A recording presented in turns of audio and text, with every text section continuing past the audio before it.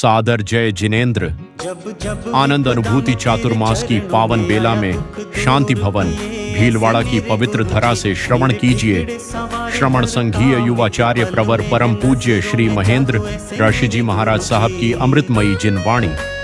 पूज्य गुरुदेव की वाणी हमें आत्मचिंतन, संयम, साधना और आत्म कल्याण के मार्ग पर आगे बढ़ने की प्रेरणा प्रदान करती है। आइए श्रद्धा, एकाग्रता और निर्मल भावों के साथ इस प्रेरणादायी प्रवचन का श्रवण करें तथा जिनवाणी के संदेशों को अपने जीवन और आचरण में उतारने का संकल्प लें। हाँ जी, जितेंद्र ऋषि जी महाराज अपनी बात रख रहे हैं। शरण तीर्थंकर प्रभु महावीर स्वामी, जन जन के आस्था केंद्र राष्ट्र संत आचार्य भगवान पूज्य गुरुदेव श्री आनंद ऋषि जी महाराज साहब के पवित्र पावन स्मृति में कोटिशः वंदन। श्रवण संघीय चतुर्थ पट आचार्य सम्राट डॉक्टर श्री शिवमुनि जी महाराज साहब, श्रवण संघ के युवाचार्य भगवान पूज्य श्री महेंद्र ऋषि जी महाराज साहब के चरणों में कोटिशः वंदन।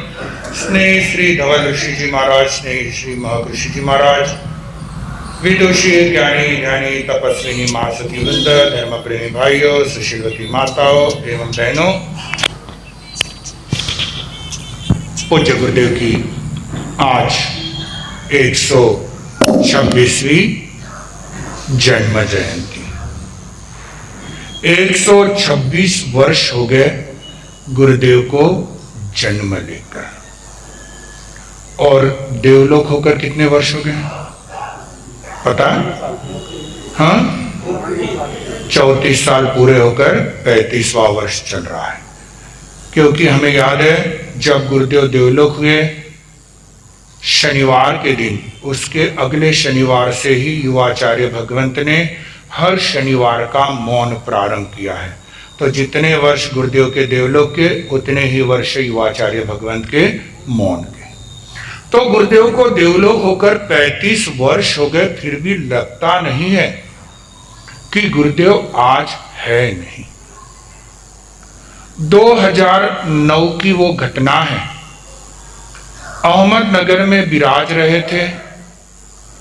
धार्मिक परीक्षा बोर्ड की मीटिंग थी और मीटिंग होने के पश्चात जो मीटिंग के मुख्य कागज थे वो प्रबुद्ध विचारक श्री आदर्श ऋषि जी महाराज साहब ने युवाचार्य भगवंत के हाथ में दिए कि ये कागज संभाल के रखना और बाद में लाकर मुझे दे देना।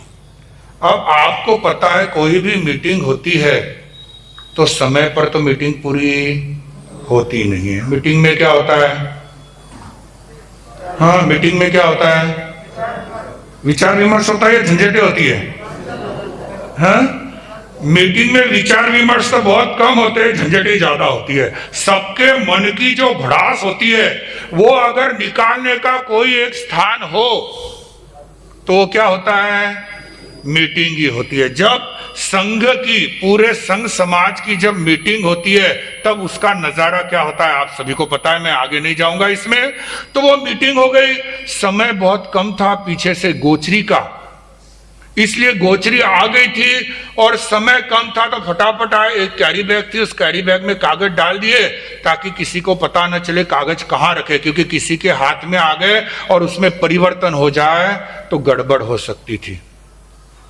उसमें रख दिए, गोचरी हुई। गोचरी होने के पश्चात बाहर आकर बैठे। जिस भाई की वो कैरी बैग थी वो भाई वो कैरी बैग मांगने के लिए आ गया और युवाचार्य भगवंत के दिमाग में से निकल गया कि मैंने मीटिंग के कागज उसमें रखे। उस भाई ने कैरी बैग मांगी और युवाचार्य भगवंत ने उसको कैरी बैग दे दी। उसके अंदर एक भजन की किताब छपने वाली थी, तो उसके करेक्शन के लिए वो किताब के कागजात युवाचार्य भगवंत के पास लाकर दिए थे कि आप देख लो भजन में बराबर तो है। तो बराबर थे, सब काम हो गया था तो उसको दे दी। अब उसके साथ क्या हो गए?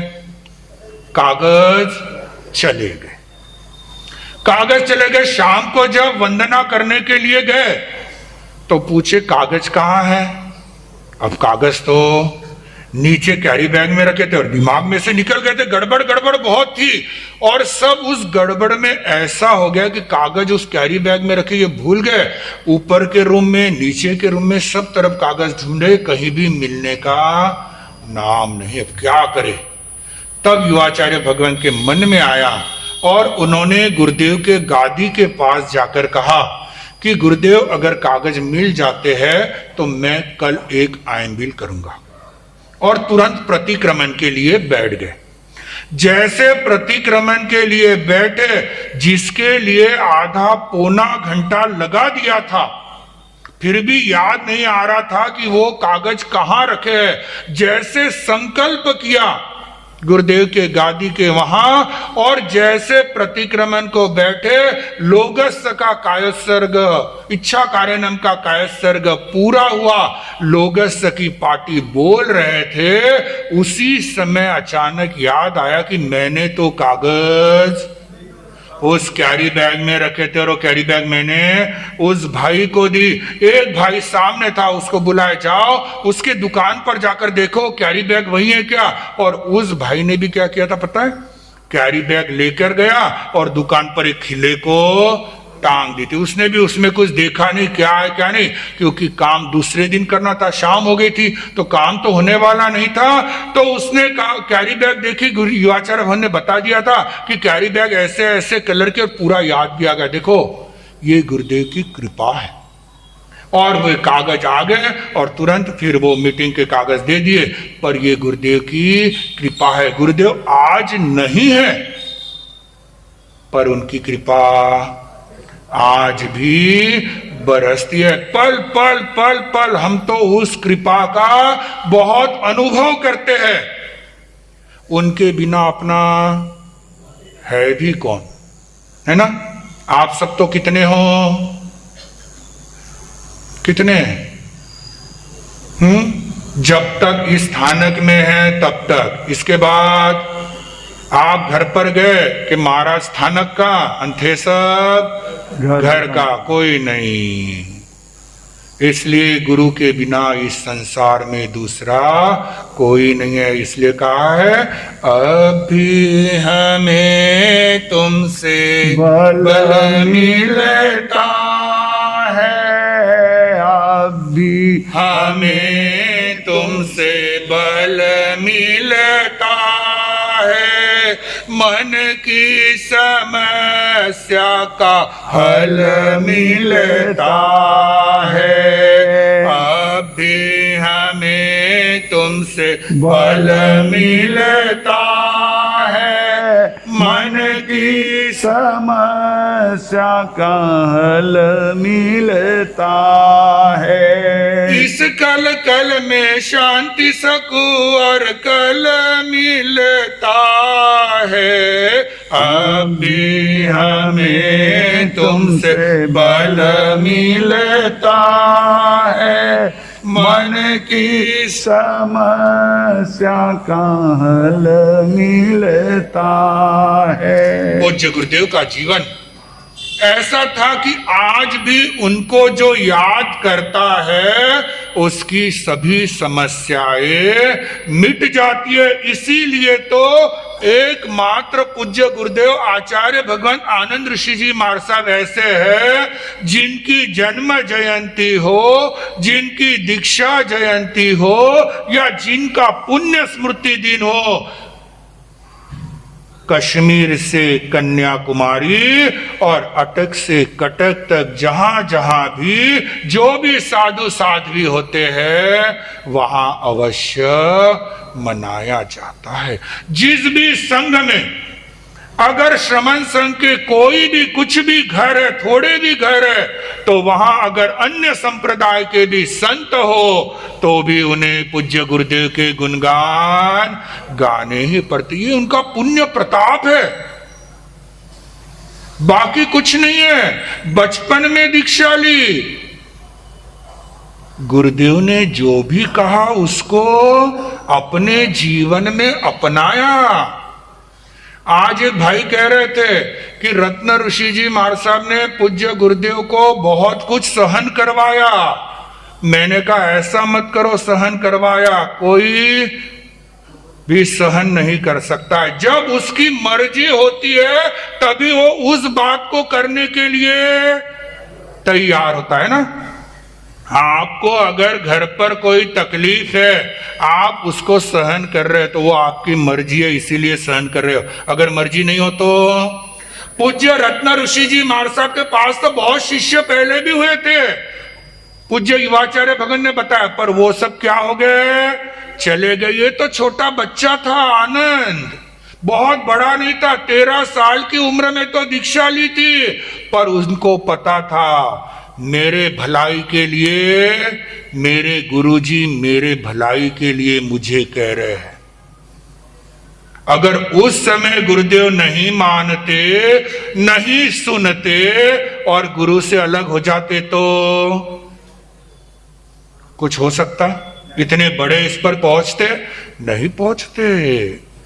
सहन करना पड़ता है, और कैसा सहन करना पड़ता है? जो मन से हो।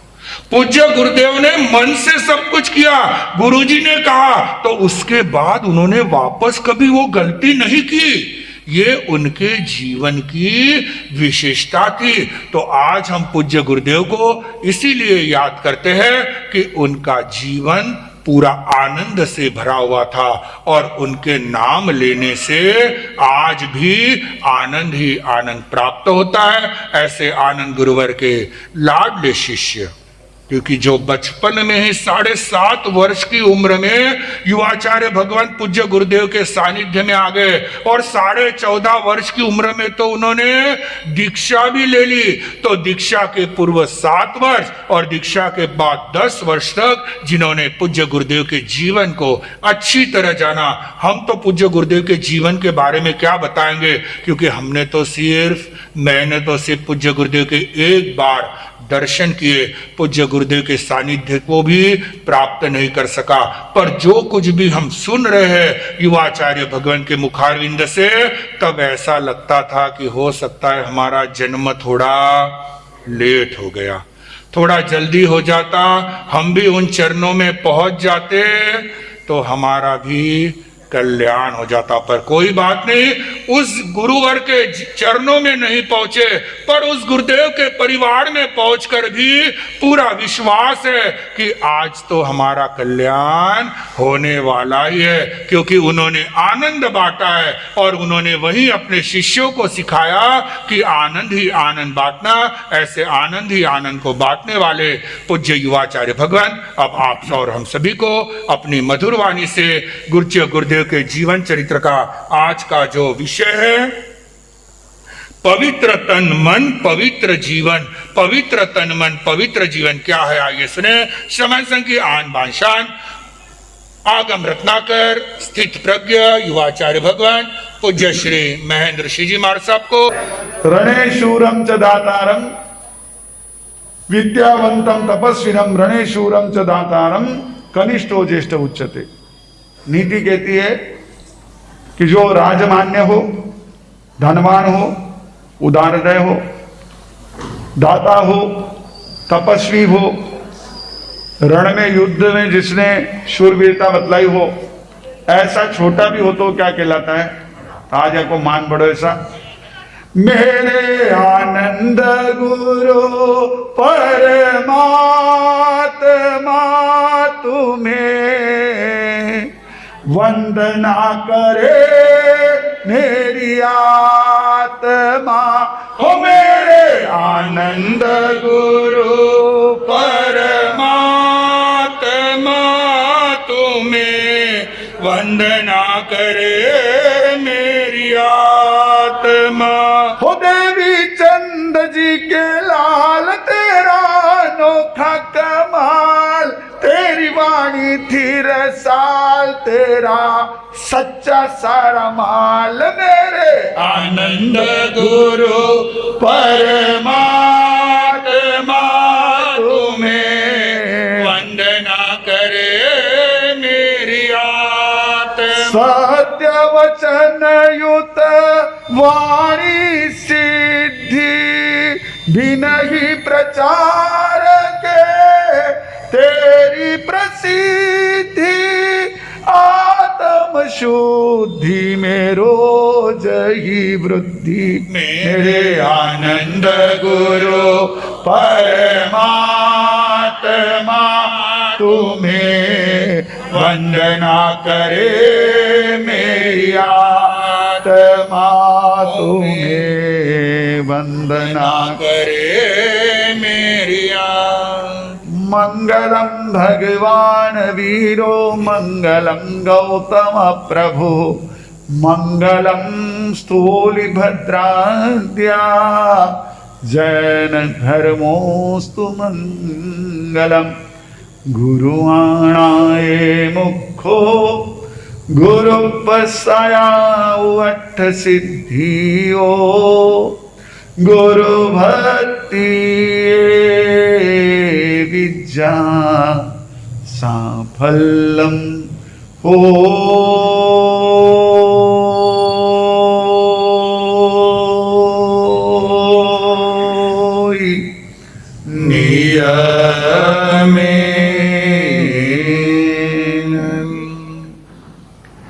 चरम तीर्थंकर शासनपति श्रमण भगवान महावीर स्वामी अरिहंत परमात्मा श्री सिमंदर स्वामी भगवान परम श्रद्धेय परम उपकारी प्रातः स्मरणीय पूज्य गुरुदेव आचार्य भगवान श्री आनंद ऋषि जी महाराज साहब वर्तमान आचार्य सम्राट आत्मज्ञानी सदगुरुदेव परम श्रद्धेय परम वंदनीय डॉक्टर श्री शिवमुनि जी महाराज साहब आदि समस्त ऊर्जा पुरुषों महापुरुषों पूज्य वरों के पावन स्मरण चरण को वंदन नमन।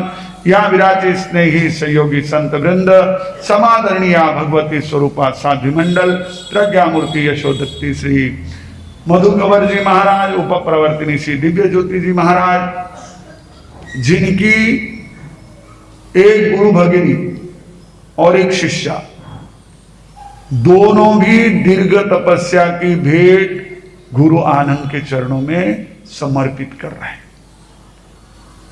महासती जी तप चक्रेश्वरी सौम्या श्री जी महाराज जिनका आज 22वां उपवास है, मास खमन का भाव मन में बनाया हुआ है।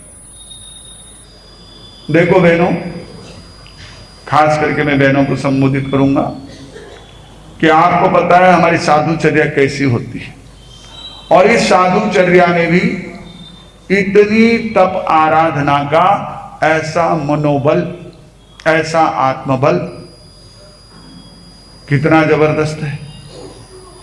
कहां से आता है ये बल, कहां से आता है? हाँ, अब देखो किस किस को यहाँ पर भिलवाड़ा में गुरु कृपा गुरु आशीर्वाद ये मिले हुए हैं या उनके जीवन में साकार है, ये आने वाले समय में पता चलेगा। अभी तो पर्यूषण आने, संवत्सरी आनी, पता चलेगा। ये गुरु की कृपा का बल होता है। और छोटे से नन्हे मुन्ने देखो उनके ही पास में बैठे हमारे नाव्या श्री जी 11वां उपवास है। ये 11 उपवास के पहले भी ऐसी दुबले पतले, 11 में भी उतने दुबले पतले। आत्मबल गजब का है। बहुत बड़ी उम्र नहीं है लेकिन मन बहुत उत्साहित और उनका ऐसा आशीर्वाद मिला। तो ऐसे उप प्रवर्तनी दिव्य ज्योति जी महाराज जिनके साथ में तप चक्रेश्वरी सौम्यासी जी और ये आज हमारी बाल तो नहीं कहूंगा, युवा तपस्विनी कहूंगा क्योंकि बाल तब तो वो अलग हो जाता है। तो ऐसी यह युवा तपस्विनी नाव्यासी जी महाराज और साथ में साध्वी मंडल तथा मधुर व्याख्यानी आज जो एक बार पुनः गुरु आनंद जयंती के अवसर पर अपने इस धर्म सभा में अपनी उपस्थिति दे करके गुरुवर के चरणों में अपने श्रद्धा भक्ति के आस्था के पुष्प अर्पण कर रहे हैं, ऐसे सुचेता जी महाराज और स्मित भाषी श्री पीयूष दर्शना जी महाराज आदि साध्वी मंडल धर्म प्रेम बंधुओं माता बहनों जिनके वचन जिनके सिद्धांत जिनकी साधना जिनके संदेश हमारे उस श्रद्धेय आस्था के अनन्य आयाम गुरु आनंद के जीवन में साकार दिखाई देते हैं। ऐसे परमपिता परमात्मा तीर्थंकर प्रभु की देशना जिनवाणी के प्रति आप सभी के भीतर में रही आस्था का हार्दिक अभिनंदन। आया हुआ जो बाजार से दूध है, चाहे वो ग्वाले ने लाया हो चाहे वो थैली में आया हो, उस दूध को बर्तन में लिया आपने कभी? तो बर्तन में लेते समय में क्या करते हो? उस बर्तन को साफ सुथरा हो, एक बार वापिस उसको कपड़े से पल्ले से साफ करके फिर उसमें क्या लेते हो? क्यों उसको साफ क्यों करते हो? हाँ, पात्र भी साफ होना चाहिए और दूध भी कैसा होना चाहिए? शुद्ध होना चाहिए। साफ तो क्या है, वो साफ तो सफेदी दिखने वाला है, यूरिया वाला हो तो भी सफेदी दिखने वाला है। शुद्ध होना चाहिए। शुद्ध जानते, वो एडवर्टाइज होती थी, शुद्ध नहीं जानते। तो ये दूध भी जो है ना शुद्ध प्योर। वैसे ही आगम ने स्थानांत सूत्र के चौथे ठाणे के पहले उद्देश्य में परमात्मा फरमाते हैं, चत्तारी पुरुष जाया पन्नता तंजा सुई नामे गे सुई समशील समाया रे, असुई नामे गे सुईशील समाया रे, सुई नामे गे असुईशील समाया रे, असुई नामे गे असुईशील समाया। एक व्यक्तित्व वो होता है जो अपवित्र है, अशुद्ध है। व्यक्तित्व कह रहा हूं, ध्यान रखना। व्यक्तित्व किसको कहते हैं? ध्यान में इतने दिनों में आपको शायद ध्यान में आया होगा। व्यक्तित्व किसको कहते हैं? हाँ, व्यक्तित्व पर्सनालिटी, हमारा बाहरी व्यवहार कहो या बाहरी रंग रूप कहो, ये सारा पर्सनालिटी में आता है। जो बाहर में दिखाई देता है वो क्या है? व्यक्तित्व। और उसके भीतर में रहने वाला अस्तित्व। हम जब कहते हैं देह भिन्न आत्मा भिन्न, तो इसका अर्थ क्या होता है? पर्सनालिटी, व्यक्तित्व अलग, अस्तित्व अलग। तो परमात्मा कहते हैं कि कईयों की पर्सनालिटी बहुत पावरफुल होती है, बहुत जबरदस्त, यानी देखे तो देखते ही रह जाए। ऐसा इंप्रेशन, ऐसा प्रभाव, ऐसा असर कि तेरे चेहरे से नजर नहीं हटती। ऐसा व्यक्तित्व बड़ा ही एक तरह से सामने वाले के हृदय में आनंद उत्पन्न करने वाला, उसको कहते हैं सुई, यानी वो शुचि। बड़ा ही ऐसा एक बढ़िया वाला व्यक्तित्व, और साथ ही साथ शुचि यानी पवित्र, साफ सुथरा, खूब धो करके साफ किया हुआ, जैसे आप लोग करते हो ना। कितने सारी अलग अलग प्रकार की सारी आपके पास में साबुन की बट्टी आ गई, कितने अलग अलग आपके पास में शैम्पू आ गए। सबको क्या करते हैं? अलग अलग को लगा लगा करके कोशिश करते कि कहीं ना कहीं कुछ हो जाए। तो एक ऐसा शुद्ध जिसका शरीर भी पवित्र हो, शरीर भी सुंदर हो, और सुई शील समायारे, उसका शील, उसका स्वभाव, उसका अंतरंग जीवन वो बड़ा ही एक तरह से पवित्रता से भरा हो। यह एक व्यक्तित्व होता है। एक होता है कि बाहर में तो वह क्या होता है? बड़ा ही सुंदर साफ सुथरा दिखाई देता है, लेकिन अंदर में सारा क्या भरा हुआ है? कई प्रकार का कल्मश भरा हुआ है। एक वो होता है जो बाहर से तो बड़ा ही गंदा, काला, कलुटा, भद्दा दिखता है, लेकिन अंदर में उसका जो हृदय है वो बड़ा ही पवित्र है। और एक है कि जो बाहर से भी दिखने में और अंदर से भी। आज हम ऐसे व्यक्तित्व की चर्चा कर रहे हैं। हमारे आगमों में वर्णन आता है तीर्थंकरों का। जब हम लोग पूज्य गुरुदेव आचार्य भगवान के सानिध्य में थे, उस समय हमारे तिलोक्षण संग्रह का पाठ प्रतिदिन होता था। आज भी हम लोग है ना यहाँ पर कुछ दिनों से महासती वृंद हम सभी बैठ करके सुबह मंगलिक के पश्चात उसका पाठ करते हैं। 14वां छंद आता है, अरिहंत जिन छंद। बात में कह रहा था कि हमारे जिस समय में तीर्थंकरों की चर्चा आती है हमारे आगमों में, तो गुरुदेव के पास, तो गुरुदेव के सानिध्य में हम जब छंद का पाठ करते थे, तो 14वां छंद है पूज्यपाद तिलोक ऋषि जी महाराज साहब का बनाया हुआ अरिहंत जिन छंद। तो उसमें तीर्थंकरों के शरीर का वर्णन आता है कि उनका शरीर कितना एक तरह से ऐसे सहज और सुंदर, ऐसे कई चीजों से विशेष से भरा हुआ कि जे श्वासा सुगंध भरे आहार निहार दृष्ट सदा अचित्र सुकोमल शुभ पानी पुष्टांगली ताम्र रंग नक जानी रवि शशि दिक रेखा कर माही सब एक सहस्र अष्ट दर्शाई।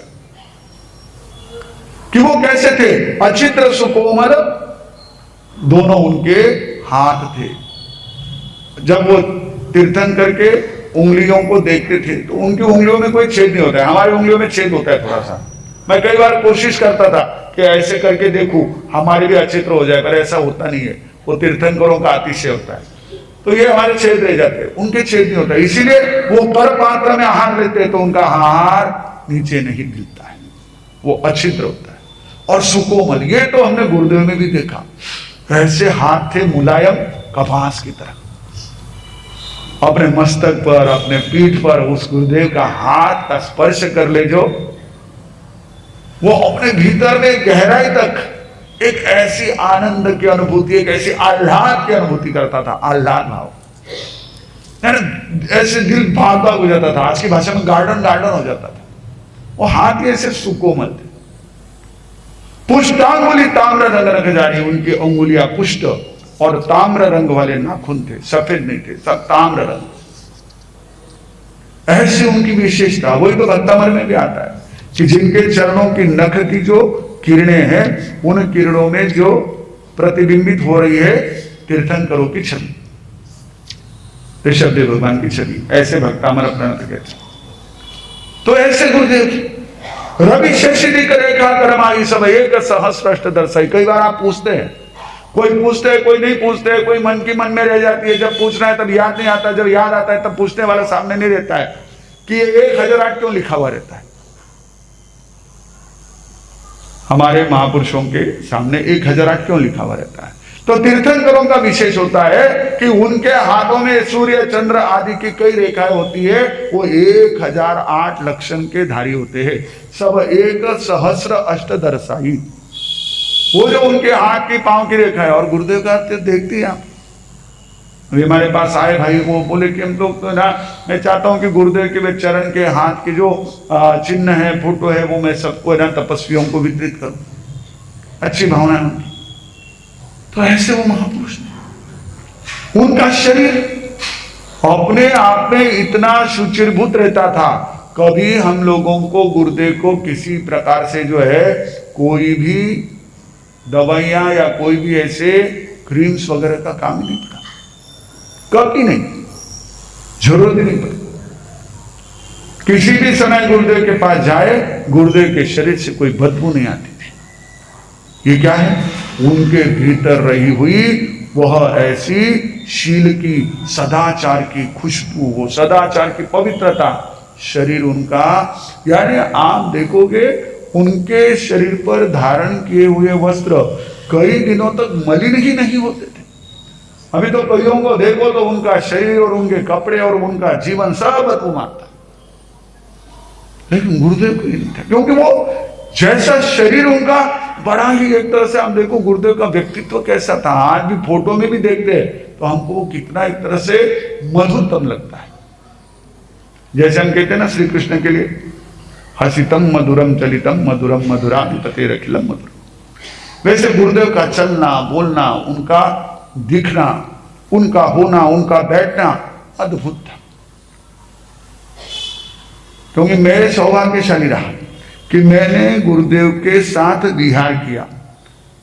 2 महीने गुरुदेव पैदल विहार कर रहे थे, तब मैं साथ में चला। क्योंकि उसके बाद गुरुदेव को हार्ट की प्रॉब्लम हुई 75 में, तो वैद्यराज जी ने और डॉक्टर ने कंपलसरी कह दिया कि आप विहार नहीं कर सकते हैं। आपको अगर एक गांव से दूसरे गांव जाना है तो साधन का उपयोग करना पड़ेगा। तो उस समय गुरुदेव को डोली का प्रयोग करना पड़ा। उस समय तो डोली को लेकर के भी कई चर्चाएं होती थी। आज तो इलेक्ट्रिक व्हीलचेयर में भी कोई चर्चा नहीं होती। लोग कहे चालन दो, चार्ज जी को चालन दो, अरे ऐसा नहीं होता है। वो महापुरुष थे, उनकी मजबूरी थी। और वो भी डोली के समय में हमने देखा है गुरुदेव ऐसे महापुरुष कि अगर डोली टिका देते थे संत लोग। मैं तो छोटा था इसलिए उठा नहीं सकता था, फिर लंबा हो गया इसलिए ज्यादा उठा नहीं सकता था, लेकिन हमारे गुरु भाई जो उठाते थे तो उनको हमने देखा, वो जब डोली रख देते गुरुदेव के पास जाते, गुरुदेव को पूछते, क्योंकि डोली में चलना, कभी आप अगर ना सब में शिखर जी वगैरह कहीं गए होंगे डोली में बैठ करके, तो पता है उसको कितने धक्के लगते हैं। झटके कितने लगते हैं, इतना आसान नहीं होता है, कोई स्मूथ नहीं होता है। कंधों पर वो लकड़ी को रख करके और वो बाइक को रख करके ले जाना करना, बहुत झटके लगते हैं। और गुरुदेव का शरीर तो बड़ा सुकुमार था, तो वो जाते संत गुरुदेव को कहते, गुरुदेव कोई तकलीफ तो नहीं? गुरुदेव वात्सल्य से उनके कंधे पर हाथ घुमाते, बोले भाऊ थाने तो तकलीफ नहीं, थाने तो उठाने चालना पड़े, अपनी तकलीफ का उनको कभी कोई चिंता नहीं, तुमको तो तकलीफ नहीं ना मेरे लिए, मेरे कारण से किसी को तकलीफ ना हो, ये उनका हमेशा ध्यान रहता। गुरुदेव को साउथ जाना था, विनंती बहुत ज्यादा थी, गुरुदेव को जाना था मिच्छामि, साउथ वालों की भयंकर विनंती, बेंगलोर वाले, दोरबालापुर वाले, चेन्नई वाले सभी आकर के गुरुदेव के चरणों में हाजिर, गुरुदेव पधारना है।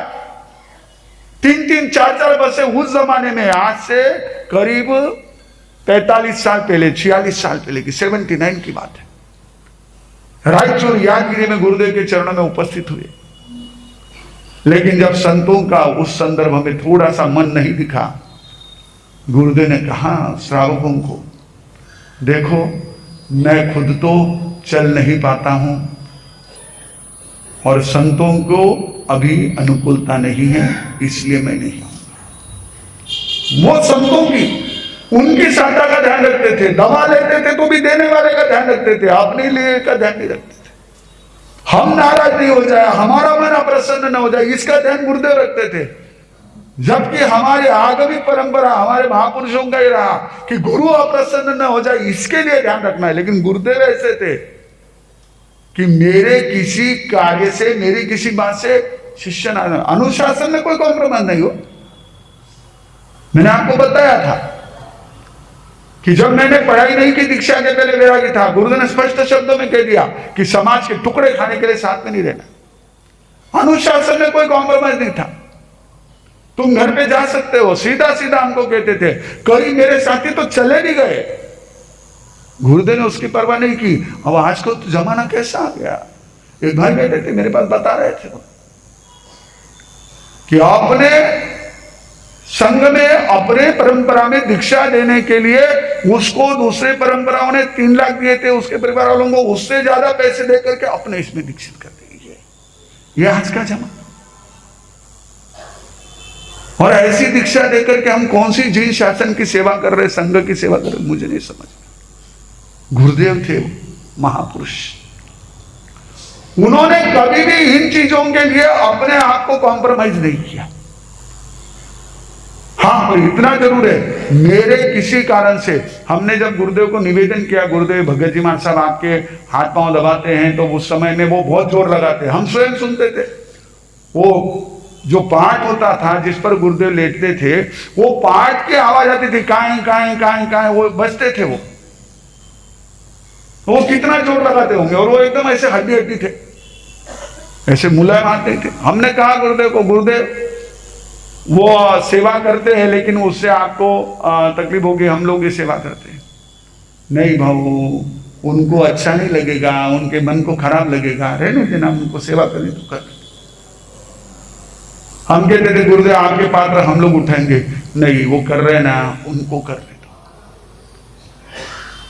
ये गुरुदेव के अंदर में वो एक तरह से ना बहुत ज्यादा ऐसी सबके प्रति सुख की भावना, सबके मंगल की भावना, सब प्रसन्न रहे भावना, कि किसी को कोई कष्ट ना हो। तो मैं गुरुदेव के साथ चला, बिहार में मैंने देखा गुरुदेव अपनी एक मध्यम गति से, मध्यम भी मंद गति से, जिसको हमारे यहां पर शुभ विहायो गति कहा गया। शुभ विहायो गति कैसे होती है? कैसे होती है? हाथी जैसी, एकदम सही कहा आपने, हाथी जैसी शुभ विहायो गति, और ऊंट के जैसी अशुभ विहायो गति होती है। गुरुदेव हाथी जैसी, उसका हाथी से चलते थे, बड़े मस्ती में चलते। जिस समय गुरुदेव चल रहे उस समय सिर पर चल रहे, नथिंग एल्स, दूसरा कुछ नहीं। अपनी लकड़ी को टिका करके, काली लकड़ी गुरुदेव के हाथ में रहती थी। आज भी स्मृति कक्ष में, आनंद धाम में, अहिल्यानगर में सुरक्षित है। उस लकड़ी को लेकर के चलते थे, जो उनके गुरुजी ने, रत्न ऋषि जी महाराज साहब ने दी थी उनको। उनके समय की लकड़ी थी, पात्री उनके समय की थी। ऐसा संभालना और ऐसा रखना था। गुरुदेव ने केवल इंसानों को नहीं, पात्रों को भी संभाला, केवल पात्रों को नहीं, इंसानों को भी संभाला, दोनों को संभाला। आज तो दोनों भी संभालना मुश्किल हो जाता है, कब हमारे पात्रे बड़े हो जाए और कब हमारा कोई चीला छूट जाए पता ही नहीं चलता है। दोनों को संभालना आसान नहीं, गुरुदेव ने दोनों को संभाला। गुरुदेव के पास बुजुर्ग संत भी थे और हमारे जैसे नटखट हल्लड़ छोटे संत भी थे, युवा भी थे, सारे ऑल सैंपल्स वेयर देयर। हर प्रकार के नमूने गुरुदेव के पास थे, पर सबके प्रति गुरुदेव के मन में वही वात्सल्य भाव। जो पढ़ रहे हैं उनके लिए भी वही वात्सल्य भाव, जिनका पढ़ाई में कम लक्ष्य है लेकिन स्वाध्याय कर रहे हैं उनके, जो सेवा कर रहे हैं उनके प्रति भी उतना वात्सल्य भाव। जो जिन शासन की प्रमाण करे उनके प्रति वात्सल्य, वही वात्सल्य भाव। हम यदि कहीं विहार करके गए कोई संत तो उनको उतना ही प्यार से पीठ पर हाथ फिराते, वापिस आ गए तो उतना ही प्यार से उसकी पीठ पर हाथ फिराते। तो मैंने विहार किया, गुरुदेव की वो चाल, एक अपने लिए जो मर्यादा दी हुई है उनका वो शील समाचार पवित्र थे वही सब अपने जो एक तरह से संयमी जीवन की मूलभूत बातें उनके प्रति बहुत जागृत, सुईशील समाया है। इसीलिए तो उस महापुरुष के चरण जहां जहां पड़े उन चरणों के नीचे आई हुई रज को लोगों ने अपने पास रख लिया। कई लोग ऐसे होंगे, आज सैकड़ों लोग होंगे जिनके घरों में आज भी वो मिट्टी सुरक्षित रखी हुई है। जब कभी उनको किसी प्रकार का भी कष्ट का अनुभव होता है, थोड़ी सी अंगारे के रूप में लगा लेते हैं और अपने दुखों को उससे दूर होने का उनको एक उपाय मिल जाता है, कहीं ना कहीं मार्ग मिल जाता है। वो कैसे, ये इतनी ताकत कहां से? शील समाया रे, सुईशील समाया रे, बहुत पवित्र अंतःकरण, बहुत पवित्र जीवन। गुरुदेव के जीवन में जो है कहीं पर भी किसी प्रकार की स्वार्थ भी होना नहीं। पवित्र जीवन कौन सा? जहां स्वार्थ नहीं होता है, जहां कषाय मंद होती है, जहां वासनाओं का कोई स्थान ही नहीं होता है, वो पवित्र जीवन। एक आपको अनुभव सुनाओ। गुरुदेव को एक गीत कहीं से पंक्तियां सुनी होगी, तो पंक्तियां जैसे ही गुरुदेव सुनते थे तुरंत उनको समझ में आती, ध्यान में आ जाती थी, ध्यान में रह जाती थी। गुरुदेव ने एक दो बार वो पंक्तियां हमारे सामने गुनगुनाई तो हमारे गुरु भाई ने कहा, गुरुदेव यही पंक्तियां एक पिक्चर में आई, उसके बाद से आखिरी समय तक मैंने कभी गुरुदेव के मुंह से वो पंक्ति नहीं सुनी, हालांकि बहुत अर्थपूर्ण थी, लेकिन गुरुदेव ने उसको वापस कभी नहीं कहा, सहज में था। और जो चीजें उनको जज जाती थी, उनको लगता था कि ये बहुत प्योर है, ये बहुत सही है, उनको जीवन आत्मसात कर लेते थे।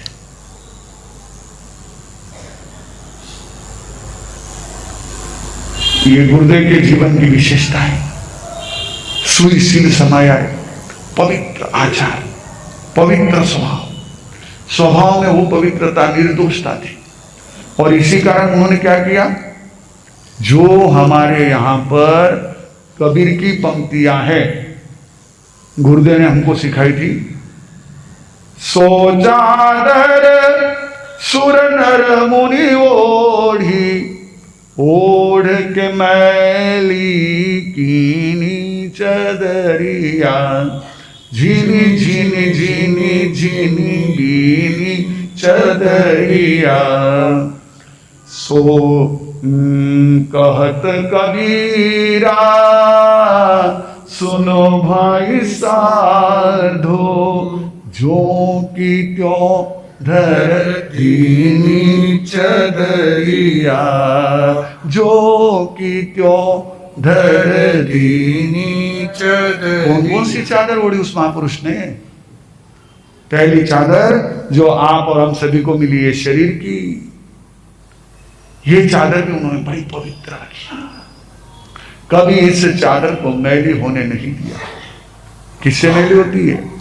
हमारे गलत शब्दों से, गलत व्यवहार से, गलत आचरण से, अशुद्ध व्यवहार, अशुद्ध आचरण, अशुद्ध बोली से ये हमारी चादर, ये शरीर की चादर, जिस शरीर के चादर में मौन वचन काया के योग लगे हुए हैं, इसको उन्होंने पवित्र रखा।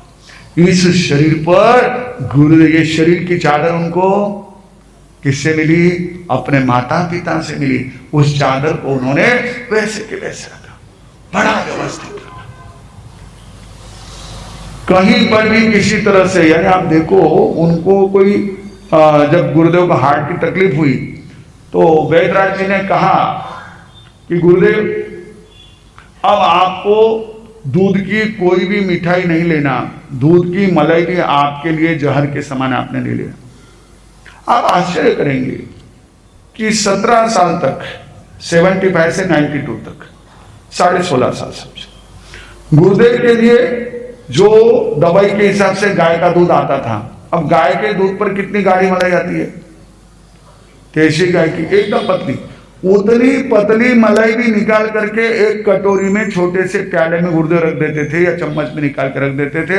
हम सब छोटे संत उसको लेने के लिए तरसते थे कि ये प्रसादी हमको मिले, लेकिन गुरुदेव उतनी मलाई भी नहीं लेते थे।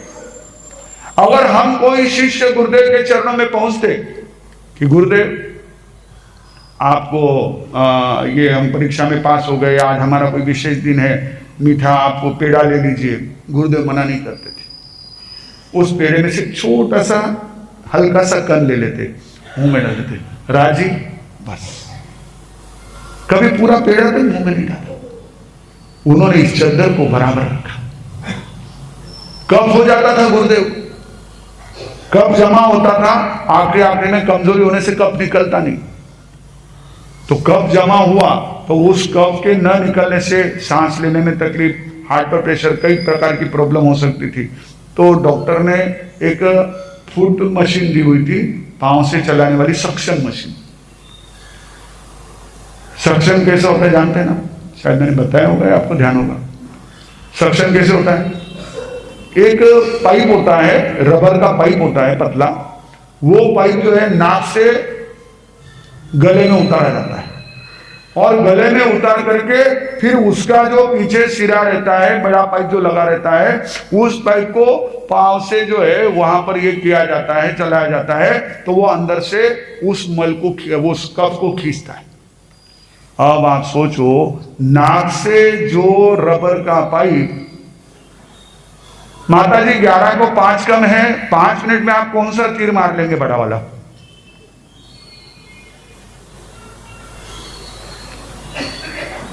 जो भी बहने जा रही है उनसे मैं कहूंगा कि वो खड़े होकर के कारण बताए कि मान साहब हमको ये अत्यावश्यक कारण है और हम जा रहे हैं, मैं उनको परमिशन दे दूंगा। नहीं तो वहीं के वहीं मैं आपको इसके कहीं मैं बोल दूंगा, दोनों में से जो भी पड़े। देखो 11 को 5 कम है, 5-7 मिनट की बात है। केवल मेरी बात नहीं है, ये गुरुदेव के जीवन चरित्र की बात चल रही है। अरे आप गुरु की भक्ति नहीं कर सकते हो तो आशात्मा का पाप क्यों माथे पर लेते हो? आए किस लिए हो? नहीं आते तो ज्यादा अच्छा था। आज सैकड़ों लोग हैं जो नहीं आए हैं, आप आए हो और गुरुदेव का जीवन चरित्र चल रहा है, उसमें उठ करके जा रहे हो। कौन सा ऐसा काम आपके पास आया है? मैं धर्म सभा से कहूंगा कि ऐसी गलती कभी मत करना वापिस। अगर आपको नहीं है समय तो आप आगे ही मत बैठना, पीछे से पीछे निकल जाना। कई लोग पीछे खड़े ही है ना, जिनको नहीं अच्छा लग रहा है वो चल जाएंगे। आप भी उसी में खड़े रहो ना, आकर के आगे अपनी जगह पकड़ना, बाकी लोगों को असुविधा करना और फिर लोगों के बीच में से निकलना, कौन सा धर्म सभा का तरीका है? ध्यान रखना, कभी ऐसी जिन शासन की, जिन वाणी की, गुरुदेव के चरित्र के आसाधना मत करना। अगर भक्ति कर सकते हो तो बहुत अच्छा, आसाधना करके और महामोहनीय कर्म का बंध मत करना। ये महामोहनीय कर्म बंधता है और ऐसा महामोहनीय कर्म जो बंधेगा तो वो हमको भव में रुलाएगा। और जिस गुरु के गुणगान हमको भव भ्रमण से मुक्ति दिलाने वाले हो और उसको आप ऐसा आलम्बन बनाओगे, कभी नहीं, गलती से मत करना। एक लड़की ने, छोटी बच्ची ने गलती से अपने पिताजी के कान में सोए हुए थे तो पेंसिल घुमा दी, तो इतनी बड़ी बीमारी हुई है कि लाख रुपए का ट्रीटमेंट करके उनको कान का इलाज करके आना पड़ा है। जो पेंसिल लिखने के लिए है उसका उपयोग शस्त्र के रूप में किया तो वो आज उनके लिए तकलीफ का कारण बना है। ध्यान रखना, हम धर्म सभा में जाते हैं, जिनवाणी सुनने जाते हैं तो पीठ बता करके नृत्य निकालना। अरे देखो, कई वैष्णव लोग होते हैं, अन्यमती लोग होते हैं, वो मंदिर में जाते हैं तो भी प्रतिमा को अंधेरे बताओ माने।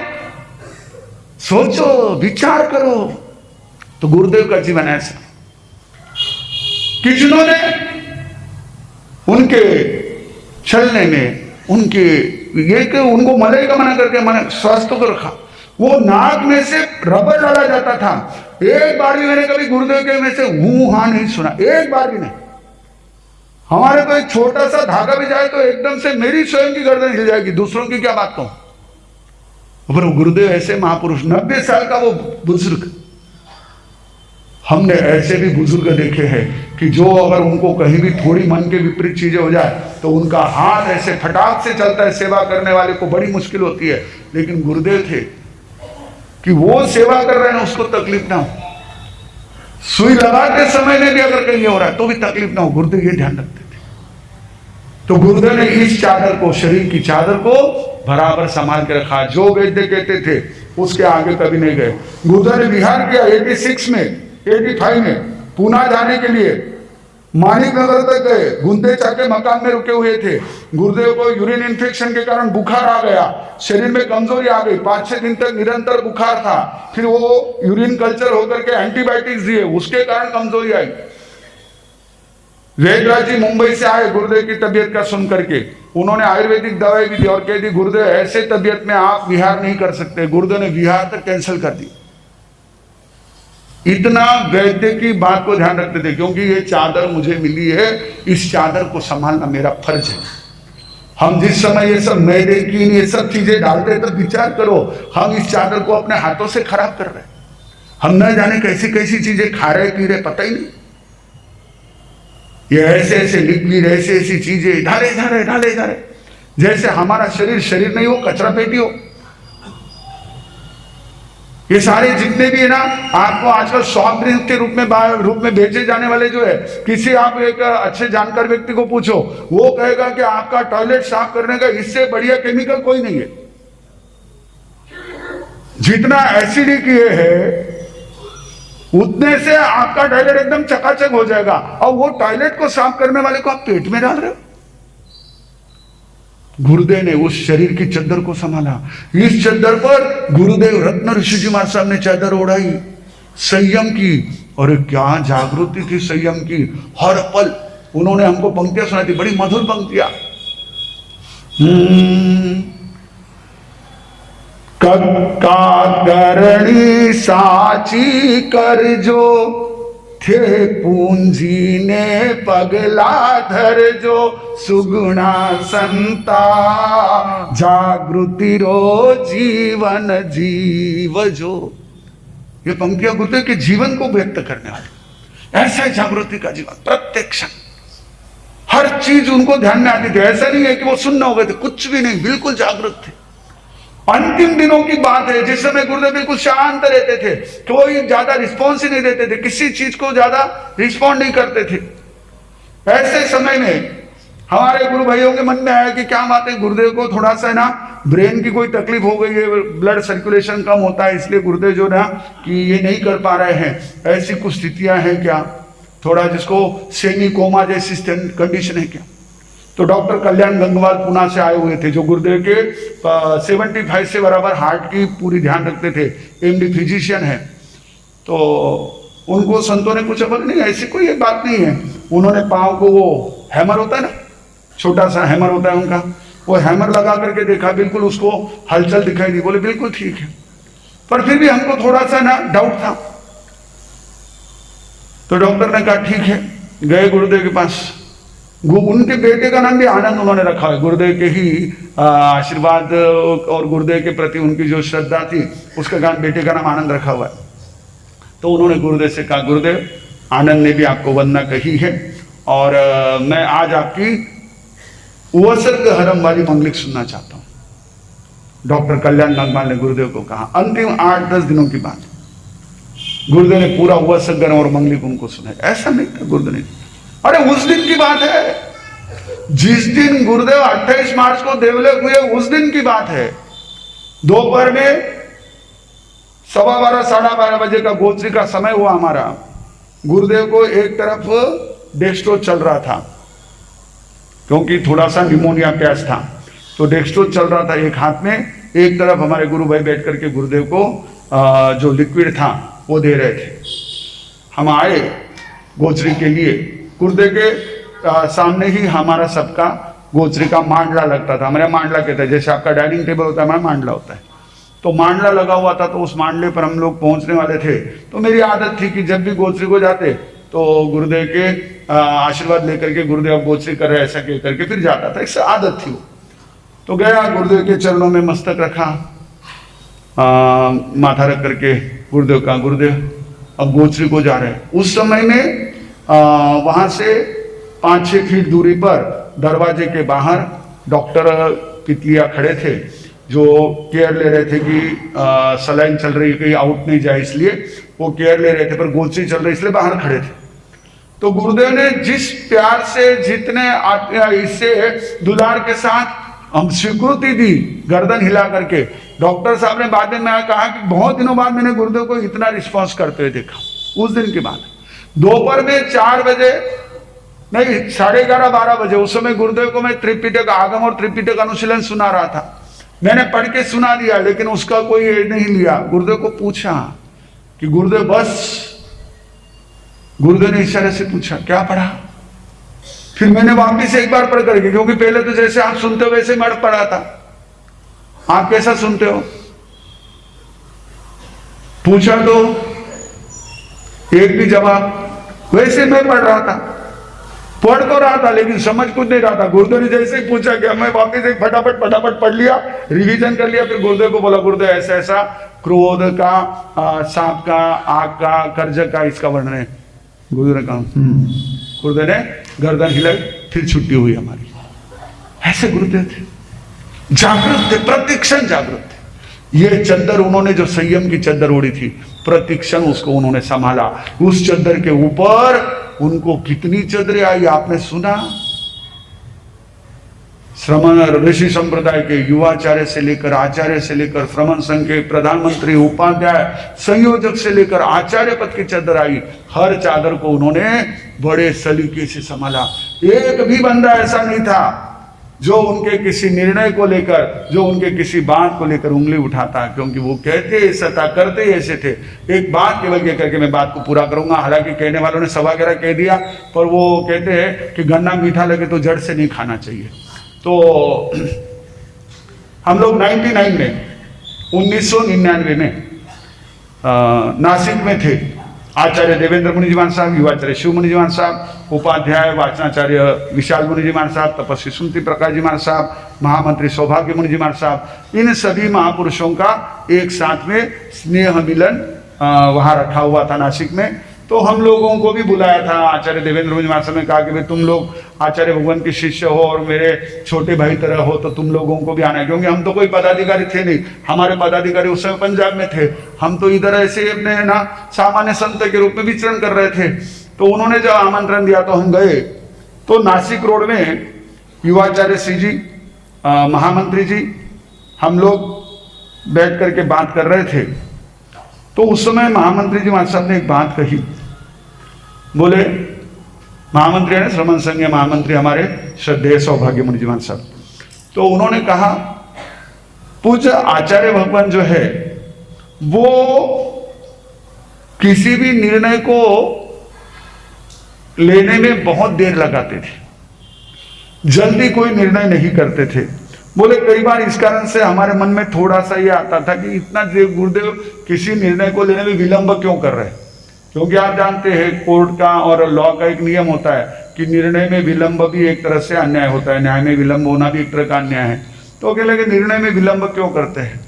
पर 99 में गुरुदेव के देवलोक होने के 7 वर्ष बाद महामंत्री जी महाराज साहब के ये शब्द थे। आज मुझे ये महसूस होता है कि वो महापुरुष जो सोच समझ करके देर से निर्णय लेते थे वो सही था। उसी के कारण हमारा ये संघ इतना निरंतर गतिशील रहा। ऐसे थे, उनके पास वो सारी खूबियां थी कि संघ को कैसे संचालित करना है, संघ के साथ कैसा रखना है, संघ में कैसे सौहार्द बना रहे, संघ में कैसे दूसरों को सम्मान दिया जाए। ये ध्यान रखना हमेशा। जहां कहीं भी संघ का कोई भी प्रमुख व्यक्ति अपने साथियों को, वो छोटा हो या बड़ा हो, पूर्ण सम्मान देता है तो वो संघ हमेशा जयवंत होता है। ये हमेशा ध्यान रखना। जहां पर अपने को बड़ा मान करके औरों की उपेक्षा होती है, औरों का तिरस्कार होता है, उस संघ में निश्चित रूप से कहीं ना कहीं आपस में टकराव हुए बिना नहीं रहते। आज देख लेना, जहां कहीं टूट फूट हुई है उसका कारण यही कि जो सम्मान चाहिए, देखो सम्मान यानी वो नहीं होता है कि आप उनको शाल माला पहना, तो केवल ये नहीं होता है, ये तो अपन ने वैसे भी ये रखा हुआ है।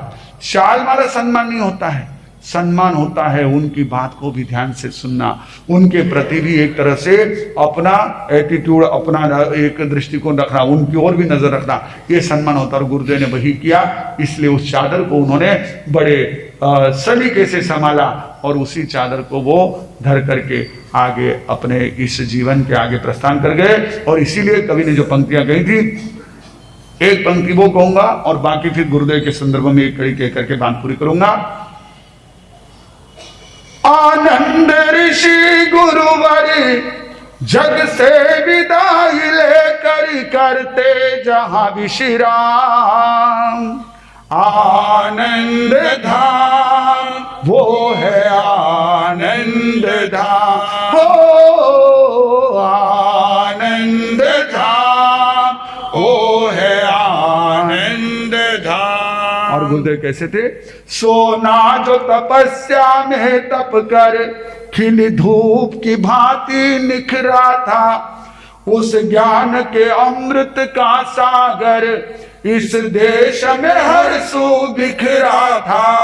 अमृत की पावन धारा ही जन जन के कष्ट मिटाती है, जब याद ऋषि तेरी आती है, जब याद ऋषि तेरी आती। मेरे मन मंदिर में आनंद की एक दिव्य ज्योति जग जाती है, जब याद ऋषि तेरी आती। जग नाम है आने जाने का, लोग आते हैं लोग जाते हैं, आनंद ऋषि से है गुरुवर जो वो कभी नहीं भूल पाते हैं। कण कण में जिनके सद्गुण की, कण कण में जिनके सद्गुण की एक छाप अमिट लग जाती है, जब याद ऋषि तेरी आती है, जब याद ऋषि तेरी आती है, जब याद ऋषि तेरी आती। जय एक फरी जय आनंद आनंद गाए जा, चरणों में शीश झुकाए जा। जय आनंद आनंद ऋषिवर आनंद का नाम रटो, ऋषिवर कलिमल भावों से दूर हटो, कलिमल भावों से दूर हटो, यह गीत रसिक सुन। जय आनंद आनंद चरणों में शीश, जय आनंद। नमो। जब जब विपदा में तेरे चरणों में आया, दुख दूर किए ऐसे मेरे गुरुजी। मेरे बिगड़े सवारे हर काम एक पल में है, नजरों में जादू ऐसे मेरे गुरुजी।